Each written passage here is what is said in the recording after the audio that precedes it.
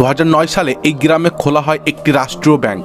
প্রথম দিকে শহরের মানুষ ভেবেছিল নিশ্চয়ই গোপনে তালা থাকে, কিন্তু না, ব্যাংকের দরজায় সত্যিই তালা নেই, শুধু একটি কাঁচের দরজা। ক্যাশ কাউন্টার, লকার সবই আছে, কিন্তু চুরি প্রায় নেই বললেই চলে। প্রশ্ন আসে, এটা কি অলৌকিক নাকি সামাজিক মনস্তত্ত্ব? দিনের বেলায় গ্রামটিকে যতটা সাধারণ মনে হয়, রাতের বেলা ঠিক ততটাই অস্বস্তিকর। রাস্তায় আলো কম, চারিদিকে নিস্তব্ধতা। স্থানীয়রা বলে রাত গভীর হলে কেউ কেউ নাকি পায়ের শব্দ শোনে, কিন্তু কাউকে দেখা যায় না। কেউ বলে ওটা শনি দেবতার ঘোড়ার শব্দ, কেউ আবার চুপ করে থাকে, কারণ সব কথা বলা যায় না। বিজ্ঞানীরা বলেন এটা একটি কালেকটিভ বিলিফ সিস্টেম, যেখানে সবাই বিশ্বাস করে, তাই কেউ সাহস করে নিয়ম ভাঙে না। কিন্তু প্রশ্ন হলো, যদি বিশ্বাসটাই ভয় তৈরি করে, তাহলে ভয়টা এলো কোথা থেকে?